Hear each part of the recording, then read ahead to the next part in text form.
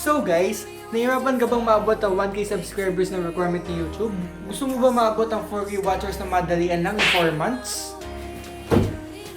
And lastly, gusto mo ba magkaroon ng 2K subs in just 1 month? So just keep on watching.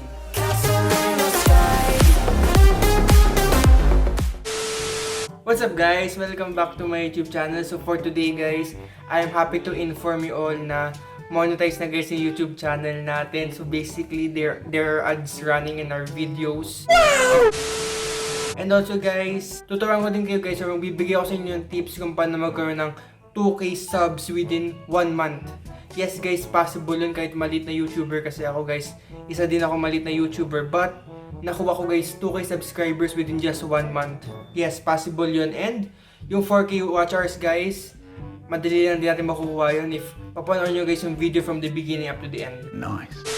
So ngayon, tuturo ko na guys sa inyo kung paano ko naabot yung mga requirements ng YouTube, paano ko nagkaroon ng 2K subs within 1 month lang guys, and paano ko naabot yung 4K watchers within just 4 months. Yes guys, you heard me right. Within 4 months lang guys, naabot na natin yung 4K watchers. So, let's go. So guys, baka isipin nyo guys, nagjo-joke-joke lang ako about sa 2K subs within just 1 month. So ito guys, I will show you yung statistics ko para at least may credibility naman itong pinagsasabi ko. But ayun, anyways guys, as you can see, as of April, ito guys 2,653 subscribers within just 1 month. Wow! So kapag dinivide natin guys by 30 yun, 88 subs guys. 88 subscribers guys na nakuha ko within just 1 day. I mean per day guys, average yun yung nakuha ko. Number 1 tip guys na may papayo ko sa inyo, which is actually ginamit ko din, hindi ko kinakahiya yun, yung sub to sub or yung VLS, CS or VLS or depende lang guys kung anong tawag doon. Sa mga hindi nakakalam guys, explain ko sa inyo. Basically guys, yung sub to sub is mapopost tayo guys sa mga Facebook page about sa YouTube na sino gusto makipag VLS dyan, sino gusto makipag sub to sub, ganito ganyan. So basically, kapag may nag-comment guys, pag nila yung YouTube channel nila, makikipagpalitan kayo ng subscribers. So maganda dun guys, kapag madami kang sinalihan na YouTube channel, lahat dun guys mag-post ka, then ayun, intay mo lang guys na may mag-comment sa post mo, then ayun, palitan kayo ng sub, or pwede ka guys pumunta sa ibang posts, then i-PM mo sila or mag-comment ka dun na gusto makipag-sub to sub sa kanila. So, ayun. Which is actually guys, a small part of my YouTube subscribers lang naman kasi recently ko lang siya guys nalaman. Which is actually guys, honestly, hindi siya ganun kagandang gamitin kasi di mo kilala guys yung mga taong ka-sub to sub mo. So, what do I mean guys? So, with all due respect sa mga nakikipag-sub to sub dyan, ganito kasi yan guys. Maybe some of them is hindi legit and some of them is legit. So basically guys, some of them yung mga legit is mananatili yung permanent subscriber sa YouTube channel mo. So basically, hindi sila mag-unsubscribe sa YouTube channel mo. Then yung mga hindi naman legit guys is after nila makipag-sub to sub sa'yo and mag-send ng screenshot na nakapag-sub sila, is i-unsubscribe ka nila after. The next naman guys is yung the natural way or the organic way na mag-earn ng subscribers. So what do I mean? So basically guys, itong mga tao nito is magsasubscribe sila sa YouTube channel mo kapag nagandahan sila or may natutunan sila sa'yo sa YouTube channel mo. Which is mas maganda yun guys compared sa VLS, but medyo matagal guys yung progress doon kasi let's say gumagawa ka ng tutorials, then madami kang kalaban, then madaming YouTubers din na mas madami pa subscribers yung gumagawa nun. So basically guys, may possibility na hindi sila manood sa YouTube channel mo kasi doon sila manood sa may mas madami subscribers kasi may credibility sila. Which yun na nga guys, madami silang subscribers. But at least guys, yung mga magsasubscribe sa inyo is mas malaking percentage na legit sila or permanent sila kasi may natutunan sila sa inyo. The next tip naman guys is kailangan, ito yung pinaka-importante sa lahat guys. Kailangan guys, quality yung content nyo. Kailangan magandang content nyo. Kailangan magsa-stand out yung content nyo among others kasi alam naman natin guys, reality na madami YouTubers out there and mas lalong dumami ngayon guys kasi nag-quarantine and wala silang magawa. So ayun, nag-start sila mag-YouTube channel. So kasali sila sa competition guys, competitor sila in a good way at in a bad way guys. Huwag nyo isipin na competitor as a negative stuff, but ayun. So basically guys, ang kailangan lang naman gawin dyan is pagandahin nyo lang talaga guys yung editing nyo, then yung content nyo, kailangan eye-catching, and yung thumbnails guys, ayusin nyo, yung video, then also guys, just be yourself. Huwag na kayong gumaya sa iba na let's say sobrang energetic, and ayun, just be yourself. Kung ano ka, kung boring ka magsalita, just improve. Hindi mo naman kailangan guys magpalit ng ugali, or hindi ka kailangan magpalit ng characteristic mo na, from boring din, papalit ka bigla to energetic. Mahirap gawin yun guys kasi nasanay ka sa pagiging chill lang, hindi ganun ka energetic. But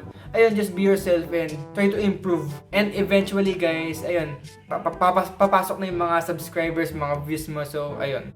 And lastly guys, ito yung second na tumulong talaga sa akin. I mean like legit, dito ko yung malaking percentage to guys na kung bakit madami ako subscribers ngayon. It is because of the giveaways guys. Yes, ito yung isa pinaka-importante guys na malaman nyo.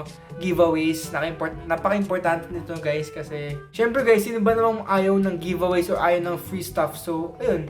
So basically guys, kapag papag-giveaway kayo ng something important, or let's say, papag-giveaway kayo ng something na gustong-gusto ng tao guys, number one na isa sa mga steps na kailangan nyo guys is mag-subscribe sa YouTube channel nyo. So kapag madami nakapanood ng videos mo and madami may gusto nung giveaway mo guys, ayun, magsa-subscribe sila. And also guys, tips nga pala kung paano dumami subscribers sa pag-giveaways is, number one guys, kailangan ayusin nyo yung steps nyo kung ano bang gusto nyo guys na ma-benefit sa ginagawa ng giveaway. Kasi parang give and take lang naman guys yan kasi magbibigay ka ng giveaway sa ibang tao and babalik din sa inyo guys yung binigay nyo. So basically guys, for example, ako, mamimigay ako ng cellphone guys. So, ang gusto kong benefit na makukuha ko is yung subscribers. Then, let's say, manonood sila ng videos ko for 1 hour or what. Then, magiging benefit din sa akin yun guys kasi dagdag sa watch time ko yun. And let's say, isa pang step is wag mag-skip ng ads, which is a benefit for us as well. And ayun, pa-follow yung Instagram natin or Facebook page, follow, ganito, ganyan. So, give and take lang naman guys sa YouTube. So, ayun.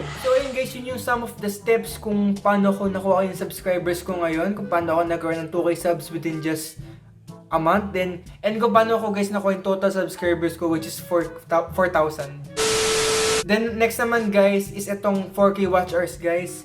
Sobrang hirap makuha nito guys. So, ito yung mga tips na sasabihin ko sa inyo guys na talagang I swear na makakatulong talaga sa inyo guys. Promise, lalaki talaga or lalago yung watch hours nyo. But before that guys, kung di pa pala kayo nakasubscribe sa akin, please do subscribe. It will help me a lot and don't skip ads. The joke guys. So, first step guys kung paano mapadami yung watch hours natin. So, number one guys, let's first accept the fact na mahirap talaga guys makuha yung 4K watch hours lalo na hindi tayo sikat. So, kailangan talaga natin guys i-step up yung game natin and paghirapan natin. So, ayun yung step 1 guys, just accept the reality na ganun. Then, step 2 naman guys is yung content natin. Kailangan guys maging kakaiba tayo among the rest kasi sobrang dami ng YouTubers guys. Kakasabi ko lang kanina, madami ng YouTubers guys na let's say ang topic mo or content mo, let's say, is about makeup tutorials, ganito, ganyan. So, kung ganong content mo, guys, alam naman natin, guys, na madami nagawa ng makeup tutorials na mas sikat pa sa atin na or dun sila sumikat or dun dumamay subscribers nila. So, ang kailangan natin gawin dun is, i-check mo, ba't nga ba sila sumikat, ganito, ganyan.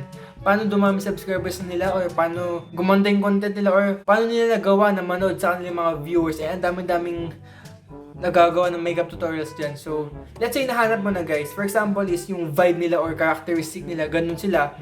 Nakakatawa sila, ganito, ganyan. Kaya madami nanonood sa kanila. So, ang kailangan mo gawin is to step up your game. Mas galingan mo. Kasi hindi naman uuber sa YouTube guys na, So guys, ganito po mag-lipstick. Ganito, ganyan. Sobrang boring guys. So, ayun, I mean kung ganun ka talaga, baguhin mo guys yung characteristic mo na boring kasi I don't mean to hurt other people na chill lang or emo or yung boring personality, but I just want to push you guys or enlighten ko kayo guys kasi doon ako guys nagsimula, boring talaga ako guys nung una. I mean until now naman guys, nag-improve ako guys over time and madami din nagsabi sa akin guys. So ayun. So yun guys, in conclusion, pagandahin nyo talaga guys yung content nyo. Kailangan mag-stand out kayo sa lahat kasi madaming competitors and YouTube is a competition guys. And ayun, kayo na bahala guys kung paano nyo papagandahin yung content nyo and paano nyo guys makahakot yung viewers papunta sa videos nyo or manood sa videos nyo. So ayun. The next naman guys is ito. Ito is sa mga importanteng tips na honestly guys, ginagawa ko din and most of the YouTubers sa sikat is ginagawa, which is yung tinatawag na clickbait. So basically guys, yung clickbait na tinatawag is, yung bait guys, yung parang sa isda ata yun or yung fishing rod na hinuhuli mo yung isda. So basically guys, aakitin mo yung mga viewers mo na pindutin yung video mo or manood ng videos mo, ganito ganyan. So ayun. And this sa mga magandang quality ng clickbait and kung paano manood sa yung mga viewers is the thumbnail. kailangan guys pagandahin yung thumbnail nyo, kailangan maging interesting, kailangan maging eye-catching para makakuha ka guys ng viewers. So guys, by means of clickbait, hindi siya yung into negative term na clickbait na yung i-clickbait mo sila na wala namang kakwenta-kwenta o walang relevance sa topic mo yung ginagawa mo. So for example guys, gagawin mo is, gagawa ka ng bahay guys. Like for example guys, isa akong video yung gumawa ako ng bahay or nagpagawa ko ng bahay ata yun, salamat YouTube. So actually guys, clickbait siya, but at least may relevance sa topic, may relevance sa ginagawa ko or sa content ko. Gumawa ako ng bahay sa Minecraft or ayun, 'di ba? Hindi maiinis sa yung viewers na ano ba to si Easy Guy, kini-clickbait ako, walang makakwenta-kwenta, walang connection sa video, 'di ba? So ayun. And also guys, madami din gumagawa nito na YouTubers. Ang ginagawa nila is nilagay nila sa thumbnail yung mga sikat na artista or YouTubers na sikat. So bakit nga ba nila ginagawa to? So basically guys kasi, for example guys, kasi I'm a fan of Mr. Beast or ibang YouTubers, let's say Kong TV, Emanimedes or iba pang tech reviewers and such. Kapag nakita ko guys yung pangalan nila or nasa thumbnail sila ng ibang YouTubers, syempre kiniklik ko kagad yun, let's say, lalo na kapag may issue kumbaga or ayun. Syempre kiniklik ko kasi gusto ko guys malaman kung ano ba yung issue na yun or anong pinag-uusapan or anong problem kumbaga or ayun. Then let's say guys ako, may nilagay ako sa thumbnail na let's say si, ayun, Jamil, let's say Jamil. So shoutout nga pala sa Jamil, so ayun. Let's say nilagay ko yun sa thumbnail and yung title ko is may nakalagay na Jamil issue, Jamil fake prank, ganito guys. Mandala kayo guys kasi madami manonood ng videos nyo. Most probably madami manonood kasi madaming fans ang Jamil. So yung mga yon is papanood yung video mo and gusto nila malaman yung about sa kung ano yung content mo, about sa kung anong issue man nila, ganito ganyan. So ayun. Then next tip naman guys, siyempre ayusin nyo yung mga background nyo or yung venue nyo. Kailangan maganda yung background or maganda lighting, ganito ganyan. Tapos kailangan maganda yung pagkaka-edit nyo, ganito ganyan. But eto guys, isa mga tip ko sa inyo is hindi nyo naman guys kailangan na DSLR or mga point and shoot, mga G7X, ganito ganyan.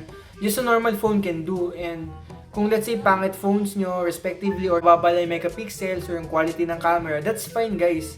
Just be creative na lang kung paano nyo papagandahin yung content nyo. Let's say kung madilim sa bahay nyo, doon kayo sa labas mag-film. Kahit nahihiya kayo mag-film or madami nakatingin sa inyo, just go guys. Just for the sake na ma-upload nyo guys na magandang quality yung video nyo kasi ayun.